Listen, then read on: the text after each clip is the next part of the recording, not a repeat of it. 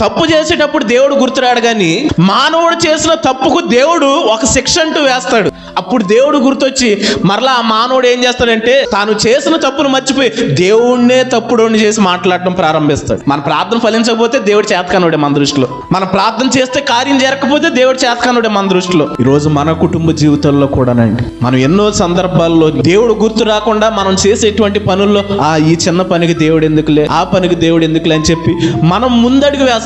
కానీ వేసిన తర్వాత ఏదన్నా నష్టం జరగని అప్పుడు మనం ప్రార్థన చేస్తాం, ప్రభువా ఎందుకు ఇలా చేసావు, నా బోట్ ఏటకెళ్తే చేపలు పడకుండా ఎందుకు చేసావు, లేదా నా భర్త ఆ పని చేస్తే ఆ పనిలో ప్రతిఫలం రాకుండా ఎందుకు చేసావు. వెళ్ళక ముందే ప్రార్థన చేయొచ్చు కదా, వెళ్ళేటప్పుడు ప్రార్థన చేయొచ్చు కదా. అంటే ప్రారంభంలో ప్రార్థన ఉండదు, తర్వాత ఏదన్నా లేదు అని తెలిసినప్పుడు అప్పుడు కన్నీరు మున్నీరు అయిపోయి ప్రార్థన చేస్తాం. వింటాడు దేవుడు.